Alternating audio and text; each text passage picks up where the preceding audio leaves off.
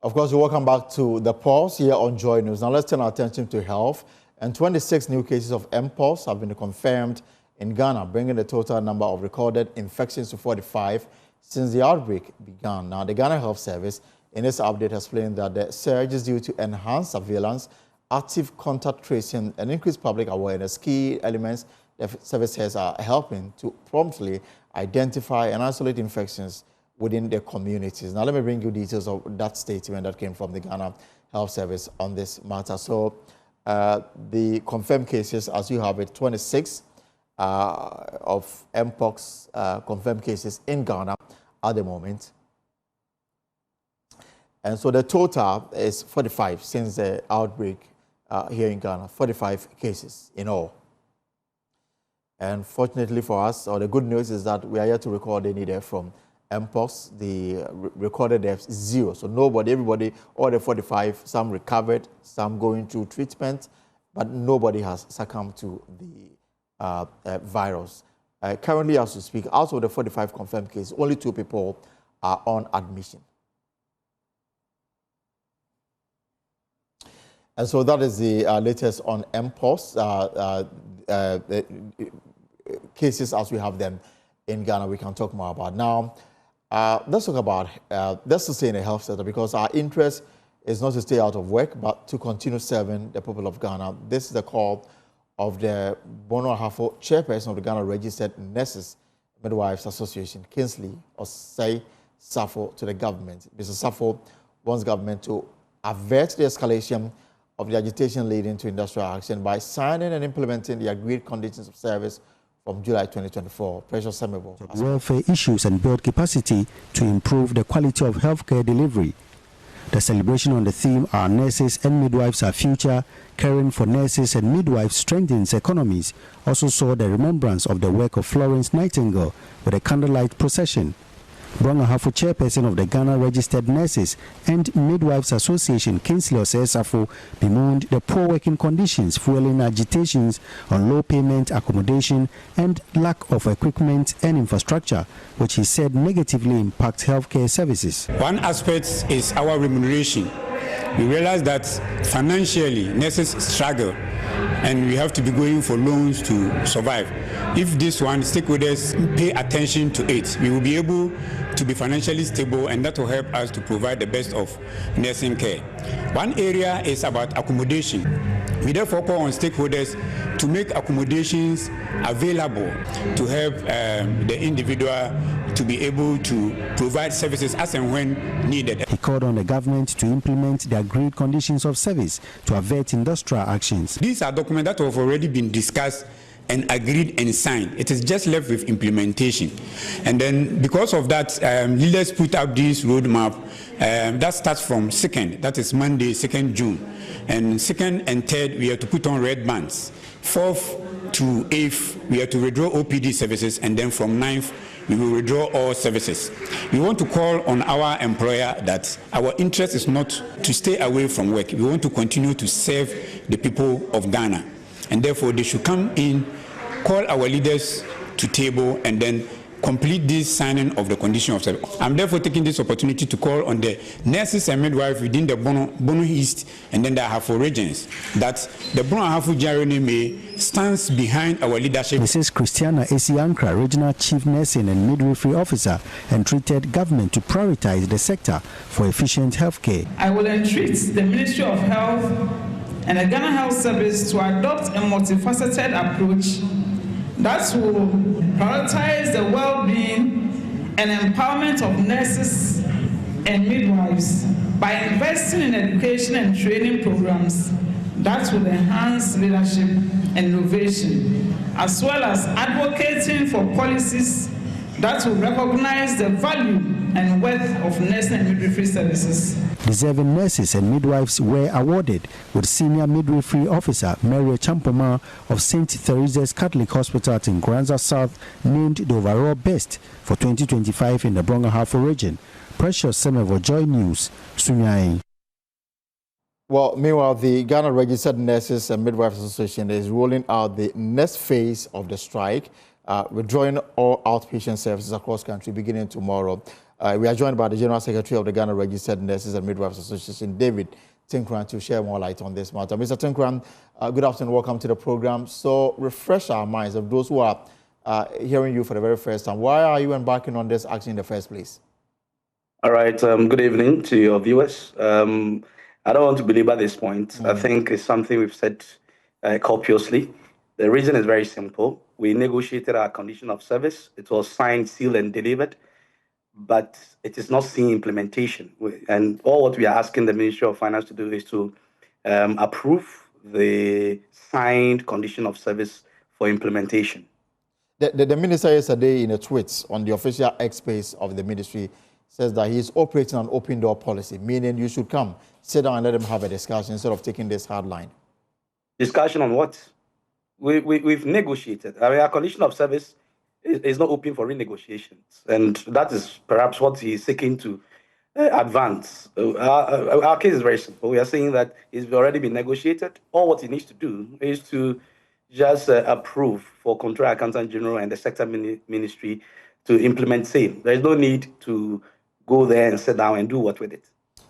Perhaps, I'm not holding brief for him, but perhaps because the government is new, that may be the reason why he's saying that, we've inherited this. Why don't we have a sit down to talk? Okay, so I'm a union leader, and oftentimes I wouldn't want to subscribe to that notion of government. We deal with employer. The employer is the same. Government may change, but the employer is the same. Ministry of Health hasn't changed, okay? But government has changed hands. It doesn't mean that whatever discussion or conversation or agreement that was reached with the previous or with the employer should be curtailed. Okay, I think that we have had enough patience for this administration, and I think they should avert their minds to our demands. They are not elastic. Okay, right. They are inelastic demands. These are demands that can easily be met, and I don't see why they should drag this. I have said that there is no need to see to the demise of any Ghanaian. All right, we are ready to work and protect our people, even during COVID. All right, we stood solidly and we provided essential service. It tells you that we will break our back and bring smiles in the face of Ghanaians. But you see, if there is any time that the employer should reward nurses and midwives, it's now. Don't forget the number of nurses and midwives that have left this country for the past a few years. Okay, those who are remaining are sacrificed. They can also travel. There is no ban on them not to travel. But the thing that all of us cannot leave. We need to remain in Ghana to build Ghana together. And if people want all of us to put our shoulders to the wheel to propel the development of this country forward, they must do the needful. I mean, we have a myriad of challenges, but we just want to, drop this for now, and later we'll move on to other things. But I can tell you that the nursing and midwifery profession is being looked down by successive administrations, and we don't want to accept that kind of thing going forward. I think that they should do the needful and let us move on with our lives. Mr. Tinkran, I'm curious to know, in the absence of the implementation of this set of conditions of service, how it is affecting your work and service delivery? Precisely. You see, the nurses are overburdened, okay, in terms of what I indicated, that people have left the country. The few who are staying are working on a tightrope. Again, they go to the market, okay? And inflation has virtually eroded all the gains that we made. I mean, during the, if you like, the salary increment. And therefore, there is everything proper. It's fair and proper that the government implement this condition of service so that they can be shored up a bit to be able to buy or meet the economic demands of our time. So beginning tomorrow, no OPD services? Precisely. We've tightened the roadmap a bit. Tomorrow, we're going to withdraw OPD and emergency services. Initially, emergency services was not part. But looking at the intransigent push-train of the employer, we think that we need to send some signal, right? They are not averting their minds to our demands. They are virtually putting in, old-fashioned methods of intimidation and, trying to break our front and all that. Look, let me tell them, we've been at this for a very long time. Is that what is happening? Is that what is happening? Absolutely. If you have listened to the spokesperson of the Ministry of Health, I mean, they are putting in measures. They've called our colleagues, our brothers and sisters who are not part of this strike to stand in. Let me tell you something funny. Most of our brothers were the first to even put on the red band. Those that they think will stand in for them are the very first people who put on the red bands. And I can tell you that they will defy their leaders because they know that this is about their economic interest. When you go to the bank, you don't go there as Union A or Union B. When you go on retirement after 39 years, 38 years of working tirelessly and dedicating your life to this profession, you won't go home as a group. You go home as an individual. And these distinguished nurses and midwives are thinking about their future instead of being aligned to one union or the other. So, no, they shouldn't delude themselves. They should wait. Tomorrow will be the test for all of us to know whether, and they will trivialize this. Oh, 1 out of the 5 nursing unions. Let me tell you something. If you go to hospital and you meet 4 nurses, 3 are our members. Okay. We have almost 128,000 nurses and midwives in Ghana. 128,000. 128,000 nurses and midwives. Our membership stands at 96,000. All right. So it tells you that 3/4 of all nurses and midwives in Ghana are members. All right. If one person says that I don't want to follow the roadmap that has been laid out, it's troubling because they should recognize that this fight is for all of us. Okay. So what I'm trying to let you understand is that the nurses and midwives will certainly defy the orders that were given by their leaders because it will not serve their economic interests. Right. And they've made it that clear through the wearing of red bands. Move to any facility, whether you won't find all the nurses wearing red bands. Well, if you go to a facility, you will see a UPNMG nurse or a GRNNA nurse. They work together and they are friends, okay? And therefore, they know that what they are doing will serve their economic interests and it inure to the benefit of all of them. So I think that the government should rather avert its minds to satisfying our demands rather than trying to put in these old-fashioned imperial communist statistics in trying to divide our ranks and force people into coercion. No, that will not happen. All right. So for example, if you say you are withdrawing emergency services, and I'm listening, I'm coming to the hospital tomorrow, what services will I not have access to when you say emergency services are withdrawn? Okay, so OPD services and emergency services are going to be withdrawn from tomorrow. So what it means is that if you rush to a hospital with an emergency case, you will not be seen. If you maybe you have headache, you have abdominal pain, you are having a diarrhea, you want to move to the OPD to be seen by a nurse before perhaps you move into the consultation, you will not meet any nurse over there, all right, to provide those services to you before you see the medical officer. So yes, for instance, antenatal care services will be completely removed.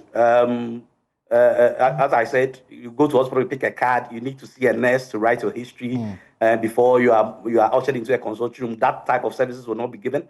If you come with emergency, you have to be triaged. Some of these advanced hospitals have triaging areas where perhaps based on the seriousness of your condition, you could be triaged as green, yellow, or red so that proper attention can be given to you. You won't find them there. Wow. That's a lot to chew. And I'm sure that this is going to put stress on our hospital, especially if nurses are out, meaning the doctors will be left without the support that they require from some of these nurses. But let me bring in Mr. Tony Goodman. He's a public relations officer with the Ministry of Health. Mr. Goodman, good to hear your voice again. It's been a while. Good afternoon. Welcome to the show. Good evening. Hope you are doing well. I'm good. And you're also you're hearing from Mr. Tenkran, who's General Secretary of Ghana Nurse and Midwives Association. He says that beginning tomorrow, no OPD services, no emergency care. This is how far they are willing to go to have the implementation of the agreed set of conditions for the professionals. Yes, good evening to our listeners. That's unfortunate. We are not happy with that decision.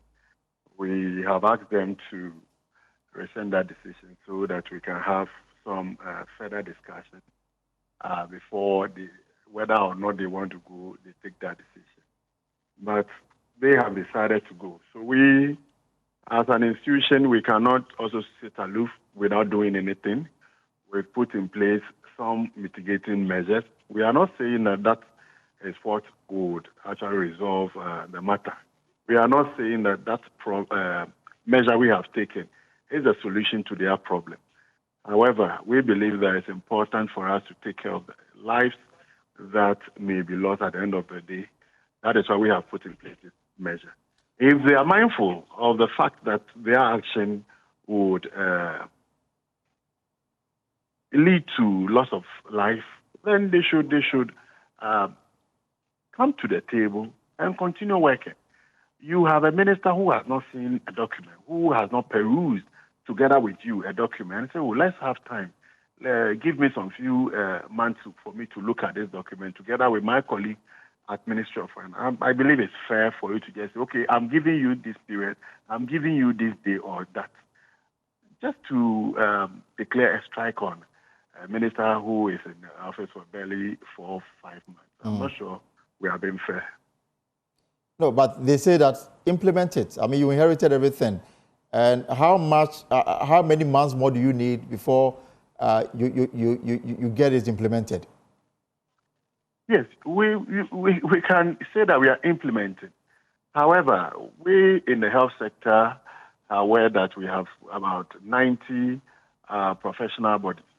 We can decide to implement or sign this document, and tomorrow we'll have issue. The document has not been signed to. That is what we have to also, that is a distinction we need to make. The document has not been what? The document has not been signed? Yes, after the negotiation, it's not been signed. But by who exactly? If it's been the signed, parties? we would have started the implementation. If it's been signed, or it was signed, we would have started the implementation. The Minister for Finance and the Minister for Health must sign before this document can be called or can be implemented. So that is where we are. The current Minister for Finance and Health? Yes, please. So does it mean that because it's not been signed, your assumption is that finality has not been brought on it? No, finality has not been brought on this matter. That is why we are where we are. They are asking Ministry of Finance to sign the letter and then start implementing. Immediately it's signed, it means that you have to implement. Right. So the matter is actually not even with the Ministry of Health. But as the employer, we have to step in to make sure that we provide some mitigating measure so that we don't lose life because we are at the negotiating table. So that is what is currently happening. Meaning, basically, you cannot work with a good document that has not been signed. Yes, for us, we cannot work with this document. We will have to wait for the Ministry of Finance to pen its signature. Then we take it out from there. Don't also forget that this document will not only be implemented by the Ministry of Health alone, but some of its agencies. A hospital in Bukurugu would have to cough some money for its workers because there is a portion that says that you need to pay 13th month to your staff. There are a portion that says they need to give food to your staff. These will come from the facility. We need to disseminate this document and make sure that people are aware of what we have signed up to. Mr. Sinkran, Mr. Goodman says that the document has not been signed. A document that has not been signed cannot be said to be valid. That is not correct. Tony Goodman, I don't know why you are doing this to yourself and the ministry. Look, the document has been signed by the employer, Fair Wages and Salaries Commission, and the union. What is left is approval from the Minister for Finance. So, Tony, why are you doing this?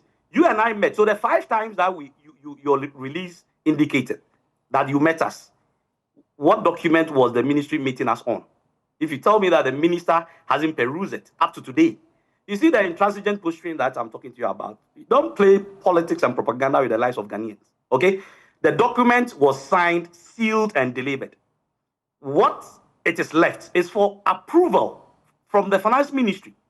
And it's been sitting on the desk of the Minister for Finance. If it has not been signed, why will it be on the desk of the Minister for Finance? So, Tony, please, if you are not very much on top of the facts, don't throw dust in the eyes of Ghanaians. I don't want to sound some way because I can't understand why you should do this to the good people of Ghana. My brother, the document was signed in May 2024 by the sector ministry, by Fair Wages and Salaries Commission. Look, you can send your people to Fair Wages and Salaries Commission to go and do the checks. whether that document was not signed. So we finished the negotiations. We started around February and finished it in May and signed it off. So, Mr. Tinkra, then basically, it may be a responsibility of the finance minister now to move this on.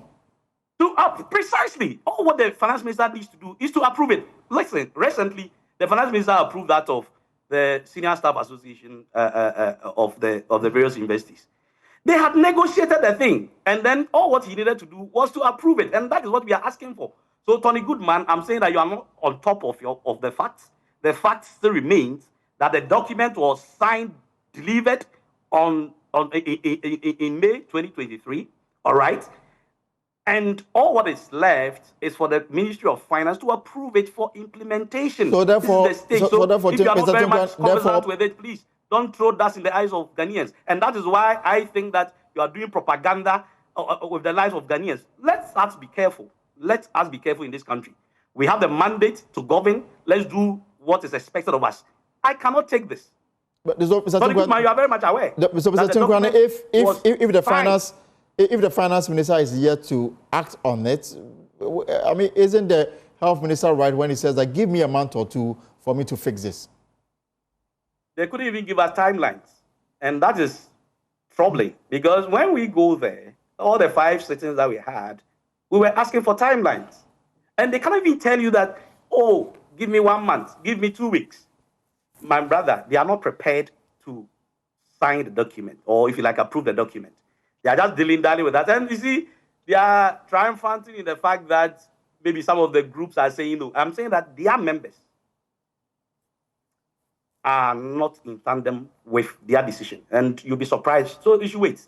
Let's start from tomorrow. So the only thing that will change your mind is to see the full implementation of these conditions of service. Listen, implementation takes a process. We are very reasonable people. This is not the first time. I've been at this for almost 24 years. When condition of service is signed by the sector ministry, Fair Wages and Salaries Commission, okay, and then the union, it goes to Ministry of Finance, and the Ministry of Finance will give approval to controller and the sector ministry to do the payments. Okay, most of the monetary aspects of this condition of service will be borne by ministry, or borne by controller and accountant general. Right. So I don't know why Tony Goodman is doing this. It's sad. I mean, my brother. I mean, you know we are friends. I don't know why you are doing this to the good people of Ghana. Okay, you can't beat me to propaganda. I'm telling you. All right, it's not fair. Mr. Goodman, is it what it is? And I'm wondering. I'm sure what I just said is what the gentleman has also said. I said the document has not been signed by the Ministry of Finance. What is implementation if it's not signed? It's not the same thing. I'm surprised the way it's taken, but I'm saying that we would only receive a signed document from the Ministry of Finance. That has not been done, which means that the Ministry of Finance has not signed up to the document. Is it different from what he is saying that they should implement? I'm sure we are saying the same thing. It's not been signed. That is where we are on this matter.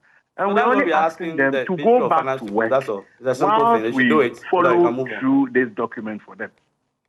We're only asking them to just go to work while the 2 ministers look at this matter and resolve it for the benefit of the people of this country. Okay.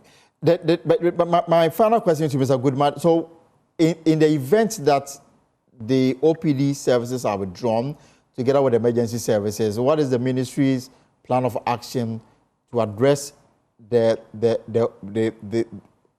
difficulty the absence will create in the various hospitals across the country? So we have 6 groups, 6 nursing groups who are actually in this matter. We have one of them, which is the GRNNA, going on strike, and we have gotten indication from the rest of the 5 who said they are not going to embark on this demonstration or this strike. We have asked, because we got indication from most of them that they were being threatened by GRNNA members. We have asked that the National Ghana Police Service will provide some security for them to work. We are also asking that those who are on rotation clinicals would be at post and continue working while the DDNS and then the Director of Nursing supervises their work. We've asked that National Ambulance Service will be on board to assist where necessary to refer people from one place to the other. We would make sure that logistic support is also given to hospitals where they need these support. We want the various hospitals to give us a daily report on what is going to happen. As I speak to you, I'm currently at the Labour Commission on this same matter. Right. So which means that it's not as though we have gone to sleep. Whilst we are engaging, we want to make sure that we put in place these measures to avert any loss of life. Thank you so much, Mr. Goodman. Mr. Tenkran, it looks like government has its own plans working already. Absolutely. You know, that's what I told you about, that they think that they can use these old-fashioned methods to derail our progress. It shows clearly that they don't put premium on the life of the good people of Ghana, and they don't respect the nurses and midwives in Ghana. And we'll show them where power lies. All right. David Tenkran is General Secretary of Ghana, Nurses and Midwives Association of Ghana. And they say that they are withdrawing all OPD and emergency cases beginning tomorrow because of the stalled implementation of their conditions of service agreed with government somewhere last year. And according to the Ministry of Health, it is up to the Finance Minister to sign off on this so that implementation can start. We are keeping an eye on this matter. We've got some hours. Maybe government can be able to intervene and get this matter resolved early so that we can protect lives.